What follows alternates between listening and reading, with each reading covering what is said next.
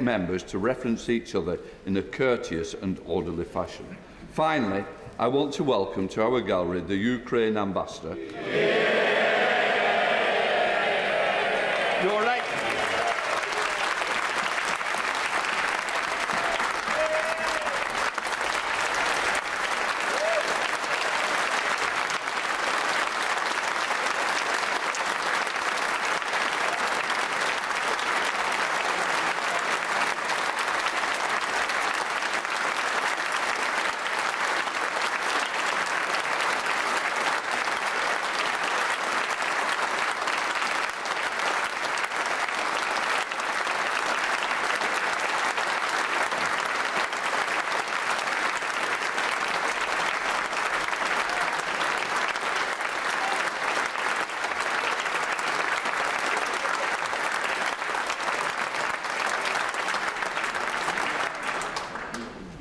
Your Excellency, we generally do not allow applause in this chamber.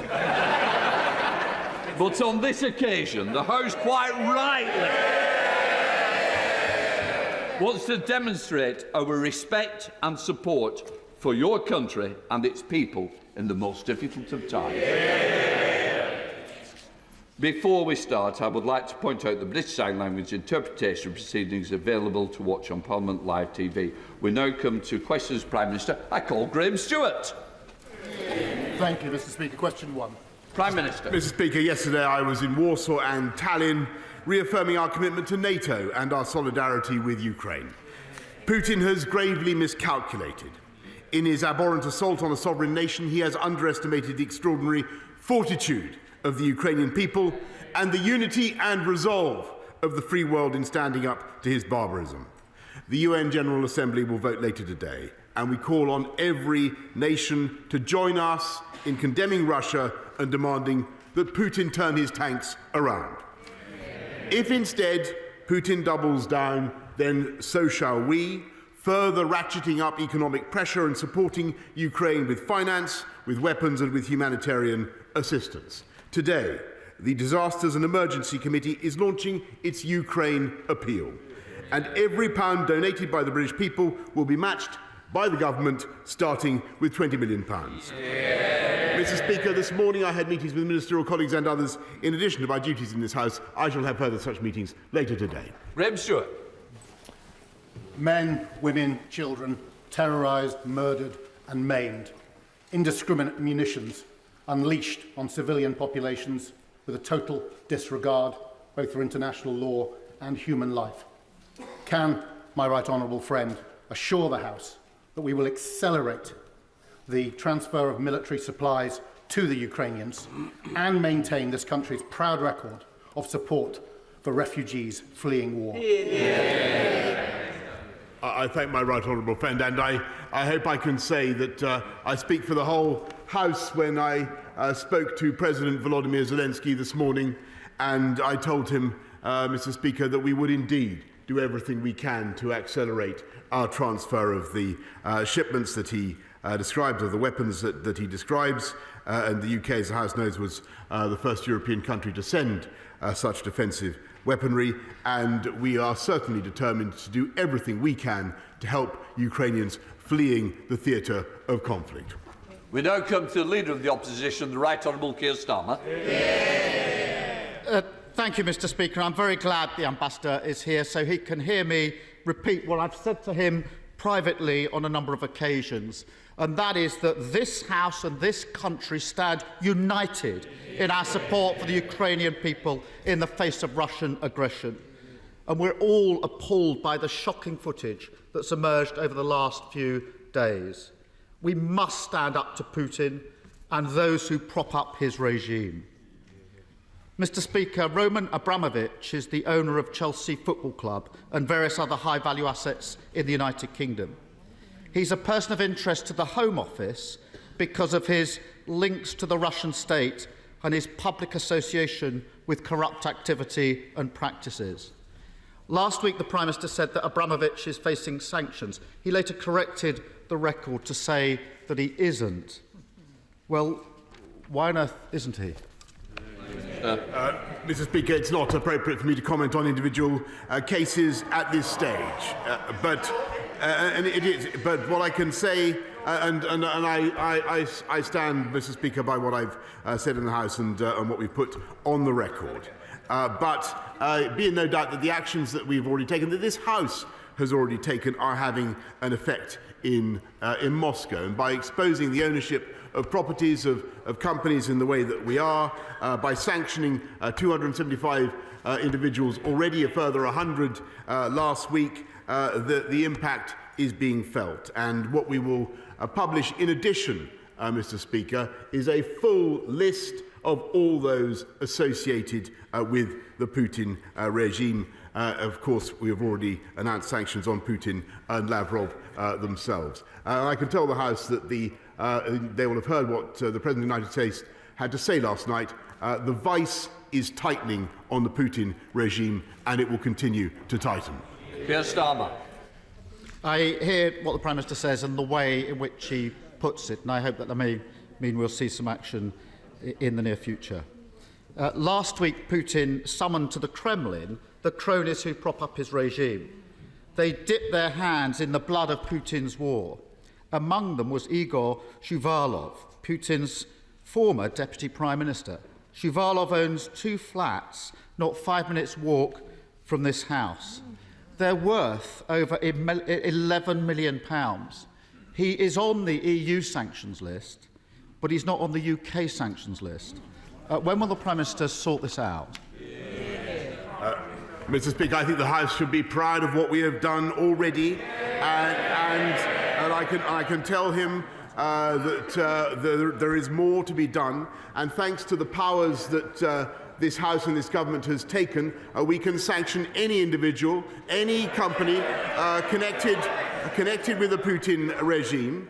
And this government was amongst the first in Europe to ban Aeroflot, Mr. Speaker, from our skies.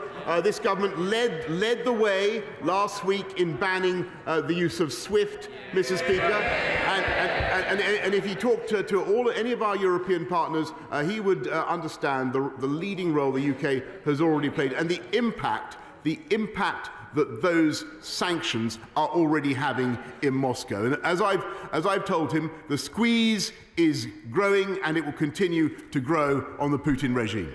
Keir Starmer. Mr. Speaker, I support the measures that have been taken so far. The ownership of Shuvalov's flats is registered under Sova Real Estate, which is actually owned by Shuvalov and his wife. We only know which oligarch lurks beneath that shell company because of the information obtained and disclosed by Alexei Navalny.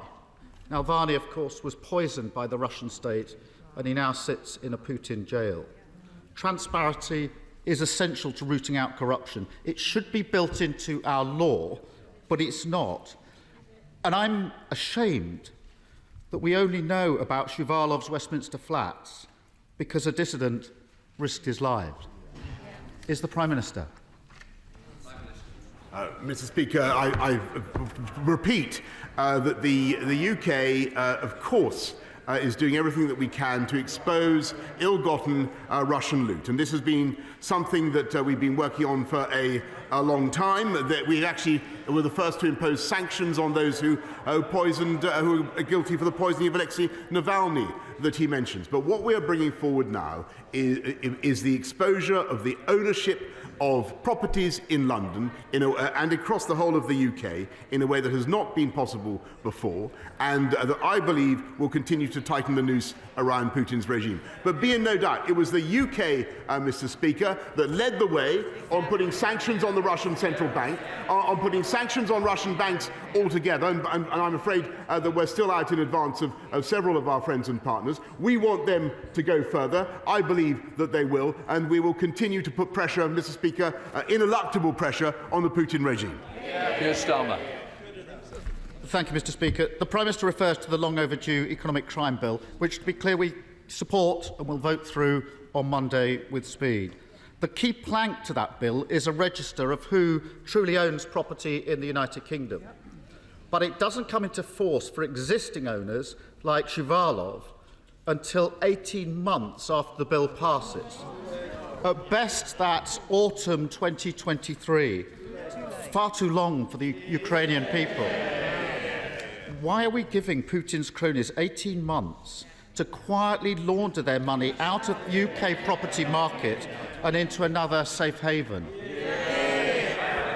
Mr. Speaker, the impact of what the UK is doing, and the impact of and I think the whole House should be proud of what we have done, because we have led the way on this. We led the way on SWIFT, we led the way on Aeroflot, we led the way on freezing the assets of banks. And if he asks about the speed of results, Mr. Speaker, I can tell him that on Thursday, the Russian stock market fell by $250 billion worth of assets that were wiped off. The ruble fell by about 40%. We're now in the third day, Mr. Speaker, in which the Russian stock market has not been able to open. That is thanks to the package of global sanctions, Western sanctions, that the UK has led in enforcing on the Putin regime. And he should acknowledge that. Stop. I have acknowledged it, and I do again. What I'm offering is support to speed this up. On Monday, the Prime Minister knows he has the House with him when this economic crime bill goes through. We could do this on Monday at speed, and I think the whole House would welcome that. So it's an invitation to work together, Prime Minister. The Business Department published a white paper this week.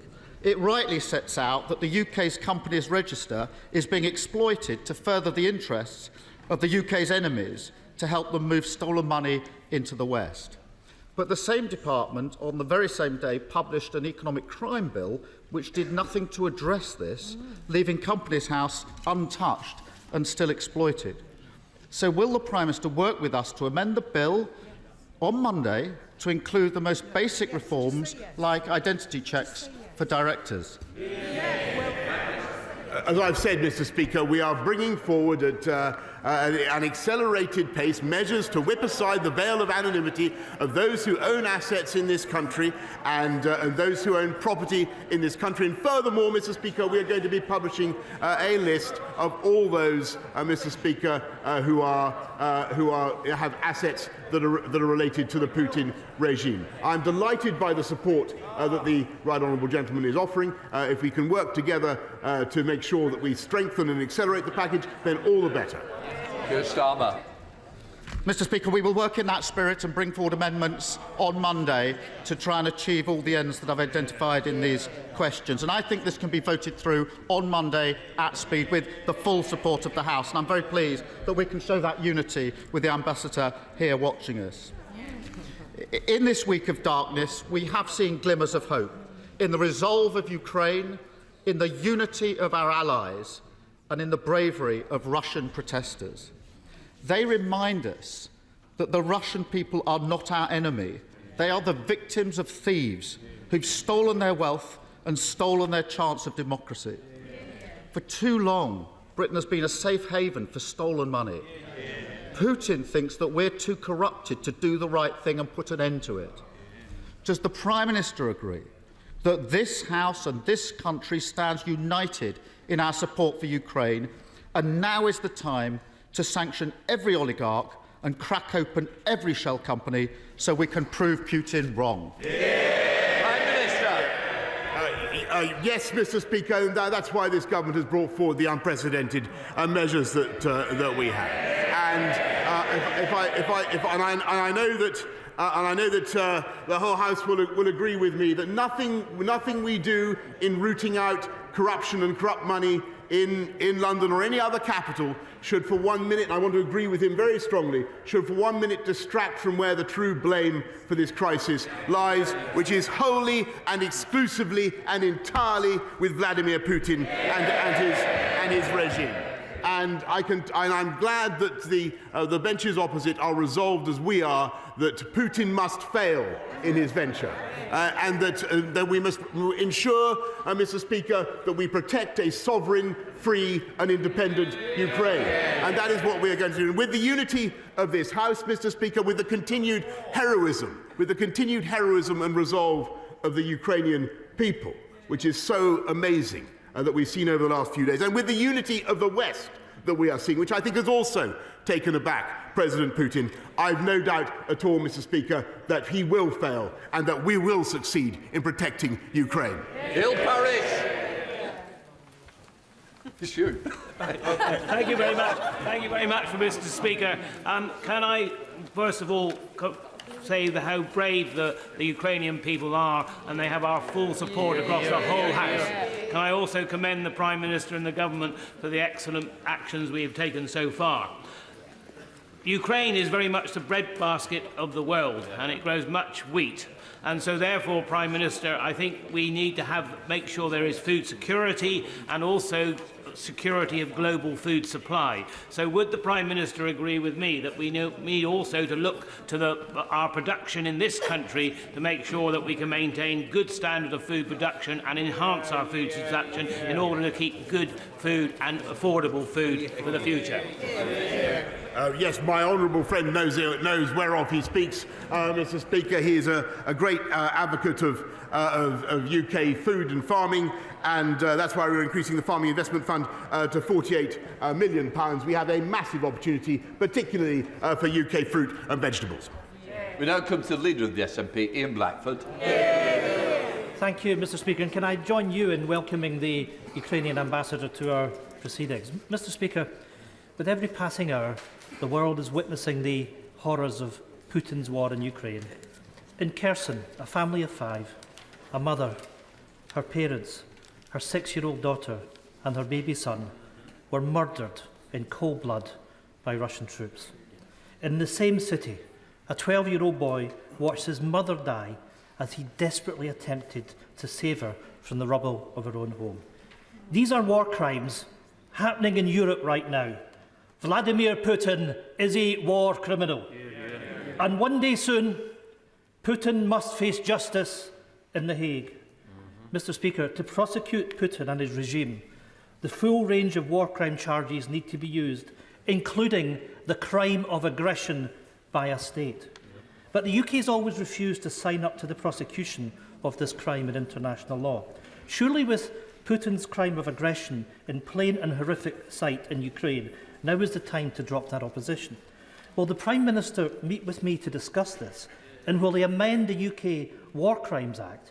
And will he support the ICC prosecution for Putin for his crimes of aggression against the people of Ukraine? Well, Mr. Speaker, I'm in principle, of course, happy to meet the Royal Gentleman at any stage, but I can tell him that what we have seen already from Vladimir Putin's regime in the use of the munitions that they have already been dropping on innocent civilians, Mr. Speaker, in my view, already fully qualifies as a war crime. And I know that the ICC prosecutor is already investigating, and I'm sure the whole House will support that. Ian Blackford. I thank the Prime Minister for that answer, and let's work together across this House to make sure that Putin is prosecuted, that he is held to account. Mr. Speaker, just as we seek to punish and prosecute Putin for his crimes, we need to help the Ukrainian people right now. Hundreds of thousands of Ukrainians are fleeing the horrors of this war, and they desperately need refuge and sanctuary. The UN estimates that well over 500,000 Ukrainian refugees need urgent help, most of them women and children. This is a moment for Europe to stand united in the face of Putin's war.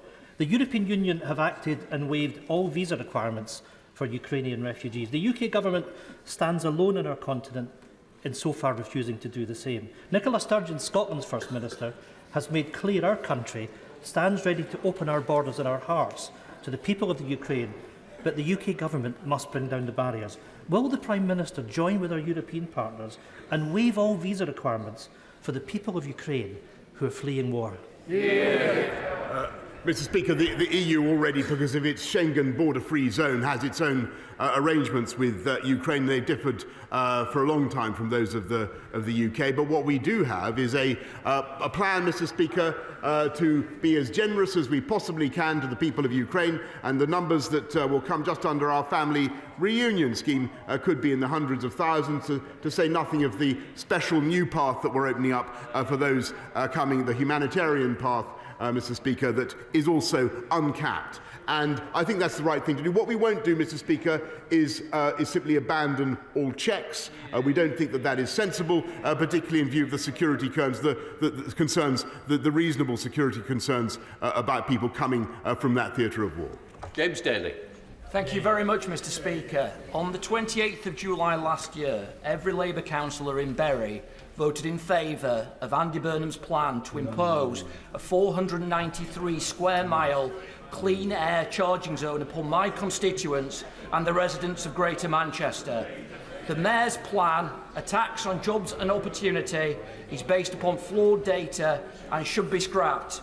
Does my right honourable friend agree? Yes, Mr. Speaker. And as somebody who once had to deal with a badly thought out low emission zone before, it is totally wrong to impose measures thoughtlessly that damage business and don't do very much to protect clean air. And I think the Mayor of Manchester has done the wrong thing, and I'm glad that we're delaying. And I congratulate my honourable friend and other local Conservative MPs in the Manchester area who have shown common sense, Mr. Speaker. My Wales-based constituent works for the British International School in the Ukraine. The school employs 60 British citizens, most of whom thankfully escaped via a bus over the weekend. Now, I heard the Prime Minister's response earlier on to my colleague from the SNP, the leader of the SNP. But given the lack of a humanitarian corridor, 173 Ukrainian colleagues from that school are stuck in Kyiv and Dnipro and ineligible for the Home Office's humanitarian sponsorship pathway due to the school being domiciled in the Ukraine. Wales aspires to be a nation of sanctuary. Our neighbours in Ireland have waived all visa requirements for 3 years. Why won't he allow us to provide the same humanitarian welcome? I thank her very much, and I understand.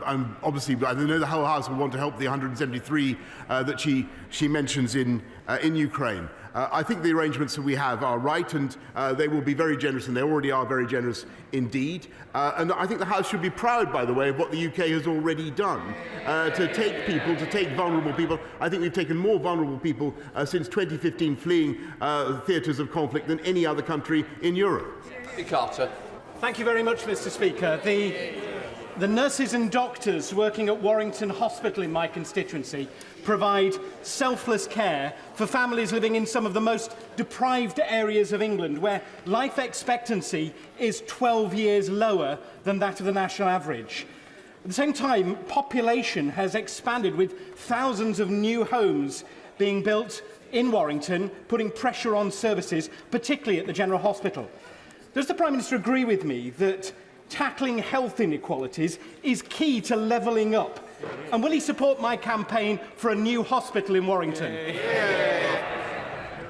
Mr. Speaker, and I know that this government is building a record number of hospitals. The total of 48 that we're building across the country. I am forbidden, unfortunately, from preempting the application process that I know his wonderful hospital is going through, but I'm wishing him every possible success.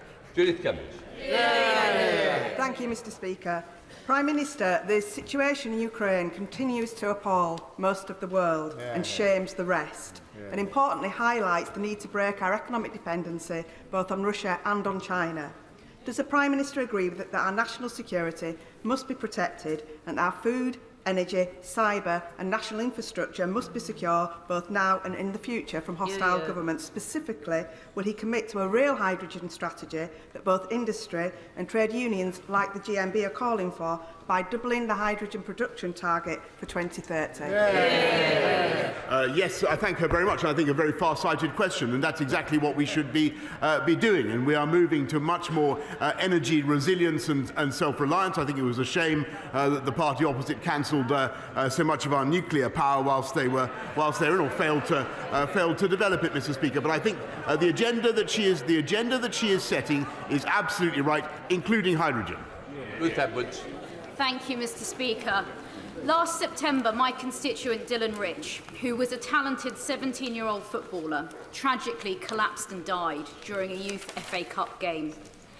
His family and his club, the West Bridgford Colts, raised money in his honour to buy more defibrillators on site, but were faced with a VAT bill of hundreds of pounds on each life-saving device.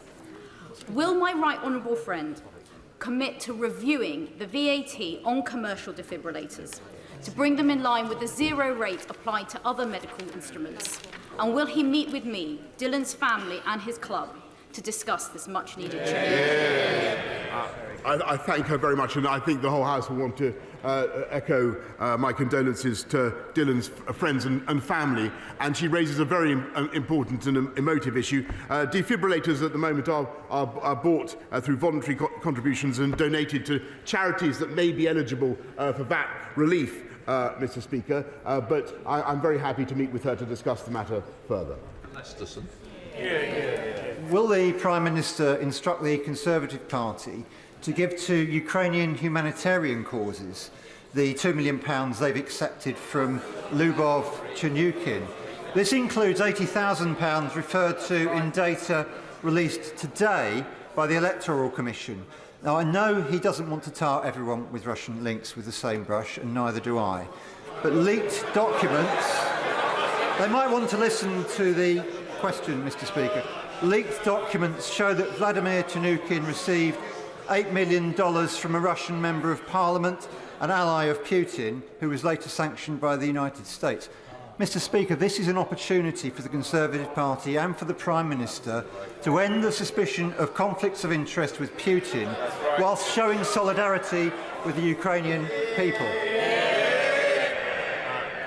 It is absolutely vital, Mr. Speaker, if we are to have a successful outcome in what we are trying to do collectively, united with Ukraine, that we demonstrate that this is not about the Russian people, Mr. Speaker.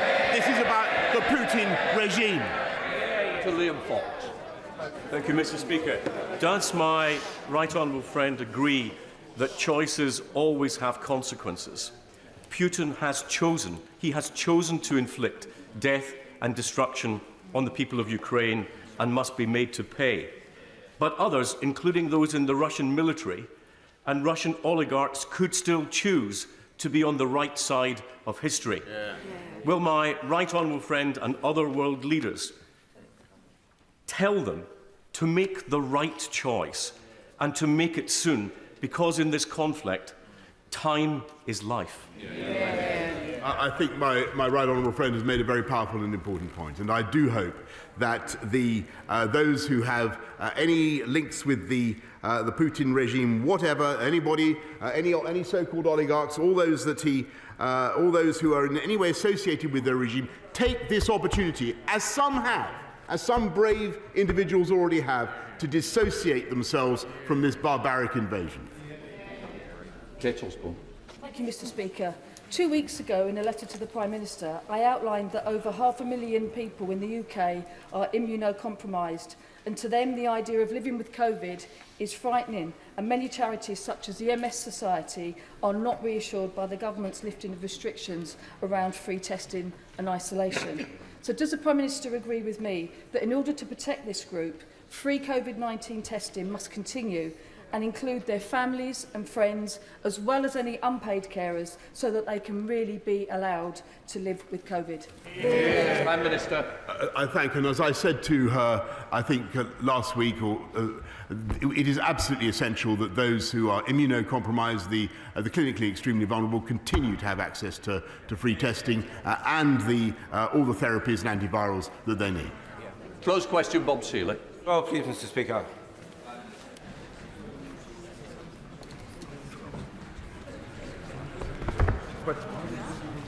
Sorry, forgive me, Mr. Speaker.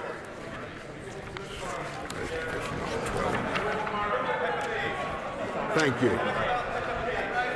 I thank my honourable friend for his question. We're carefully reviewing responses to our recent consultation on a range of legislative proposals to counter state threats, including foreign agents registration.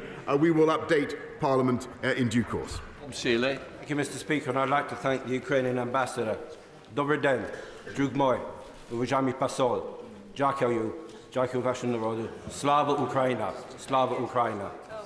Okay. The benefit of the rest of the House, please. I just said thank you to him, and thank you, sir. Key oligarchs enforce the Kremlin's hybrid conflict. In Britain, one of its aims is to ensure safe passage for money flows offshore, whilst law firms intimidate into silence those who would investigate, be it the media or even the National Crime Agency.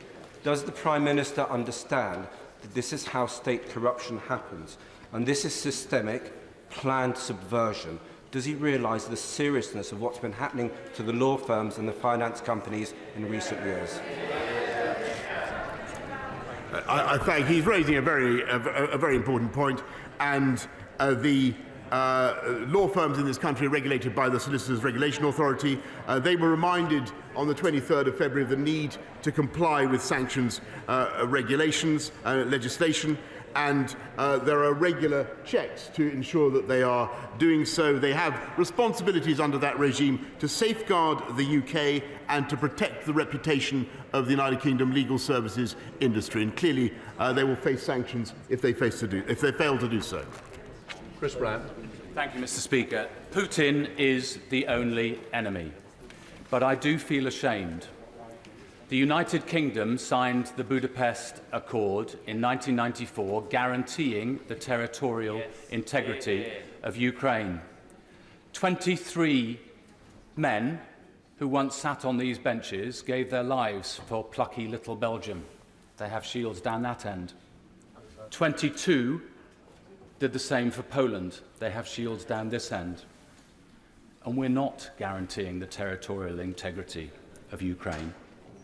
We're not even, I don't want war, nobody wants war, but we're not even sanctioning Sergei Shoigu, the Russian defense minister, yet, nor Igor Osipov, the commander of the Black Sea Fleet, or Uzmanov, Sechin, Peskov, Abramovich, Roldugin, or the members of the Russian Duma who voted for this war. Why don't we use parliamentary privilege to get this out there so the lawyers can't attack the sanctions that we must surely bring rapidly today?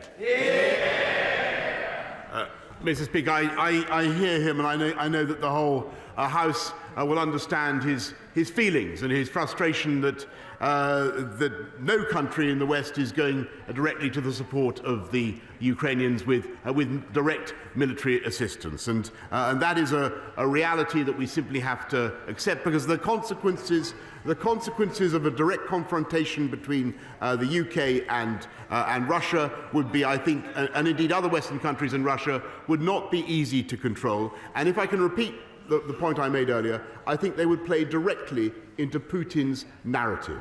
That this is about, he says it's about him versus the West, he says it's about him versus NATO, we say it's about him versus the Ukrainian people, Mr. Speaker, and that is, I'm afraid, the difference. And as for what he says about shame, actually, I'm proud of what the UK has been able to do so far.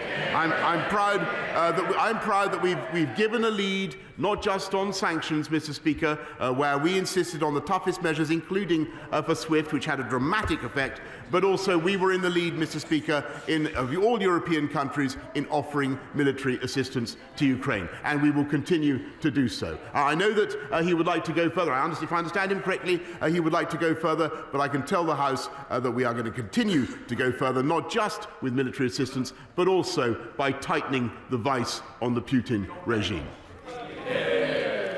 Mr. Speaker, in addition to the tragedy in Ukraine, I know the Prime Minister also wants to slash red tape to make Britain more internationally competitive. David Cameron succeeded, but after he left, we abandoned his proven one-in, two-out regime and added billions in red tape costs instead.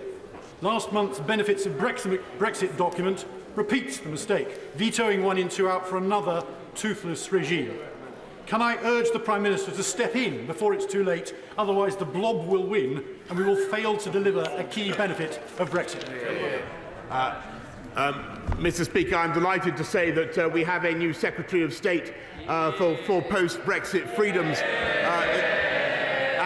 and that he is driving a campaign to reform, repeal and replace outdated legislation and regulation across the board. And I don't know about the blob, Mr. Speaker. I can think of no more fearsome antagonist for the blob than my right honourable friend.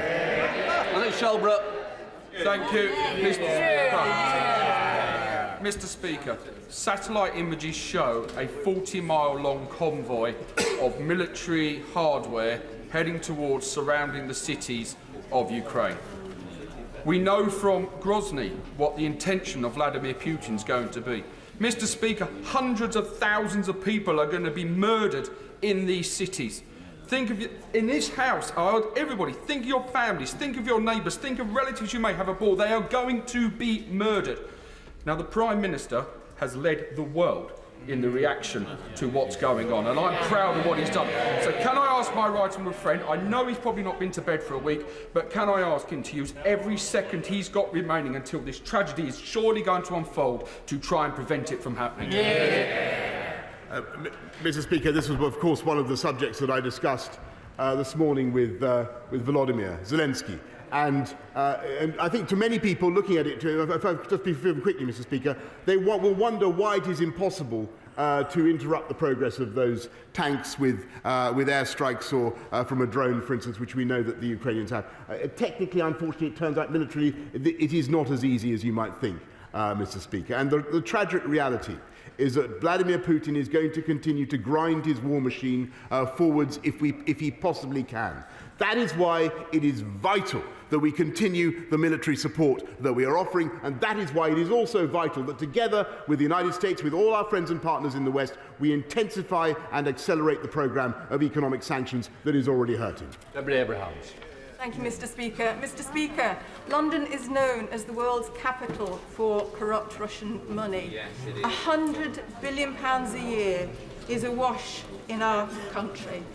And the scale of this corruption couldn't happen without what the Intelligence and Security Committee describe as the enablers, the lawyers, the accountants, the PR specialists, and so on, including those who challenge our brave independent journalists for identifying them.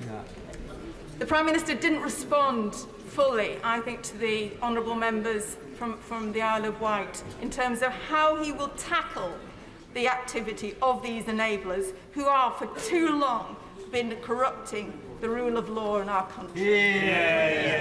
I thank her. Well, with great respect, Mr. Speaker, let me repeat again, and perhaps reinforce what I said to my honourable friend from the Isle of Wight. The legal profession, everybody involved in assisting those who wish to hide money in London, assisting corrupt oligarchs, have been set on notice that their actions are under scrutiny, and where they break the law, if they undermine the interests of this country and advance the interests of Putin's war machine, they will pay a price. Mary Kelly-Ford. Thank you, Mr. Speaker. In the last few days, I've been overwhelmed and heartened by the incredible response of my constituents to the crisis in Ukraine, with countless offers of accommodation and financial support for refugees. But the community sponsorship route is a very slow process, and it will struggle to meet the challenge that we face. So does the Prime Minister agree with me that we need a faster and more effective route and a better way of offering sanctuary to the refugees and the people of Ukraine than the government's current proposals? I thank her very much. I know that the sympathies of the whole House are with her and what she's trying to do. And I talked to our Polish friends yesterday about what we can do in partnership with them to bring people directly to the UK who are fleeing to Poland. And I've set out for the House, as I know my right honourable friend, the Home Secretary, has already the big package of measures that we're putting in to help people fleeing Ukraine. I just want to repeat, look at the numbers we took from Afghanistan, look at the numbers of BNOs from Hong Kong, huge numbers of people that have come to the UK, and I think that we've settled 25,000 vulnerable people since 2015, which is more than any other European country, so we should be proud of our record. Alexander Stafford. My grandfather, Paul Kretschlower, was Ukrainian. He was deported by the Soviets to the gulags of Siberia. I am proud of my Ukrainian heritage, never more so than over the past week, when this plucky nation, the nation of my family, has stood up to the jackboot of Putin's army. I know that the world is watching the PM and our country. Will the Prime Minister give me his assurances that he will continue to look at every single possible option to ensure that Putin does the toughest range of punitive sanctions, both through financial measures, but also focusing on his inner circle? Yes, Mr. Speaker, and that's why we've begun with him and also with Sergei Lavrov. But there is no limit to what we can do on his regime, and we will continue to do that. Can I just echo what he said about our bond, our debt to the Ukrainian people? Never forget when we stood side by side with Russia in the 1940s against fascism. Mr. Speaker, there was a Ukrainian army. A Ukrainian contribution to that army was 10 million people, and they were absolutely invaluable in freedom as well. Angela Crawley. Thank you, Mr. Speaker. Prime Minister, Scotland stands ready to welcome any fleeing Ukrainians. However, this government has failed to follow the example of the European Union of a red tape visa-free approach.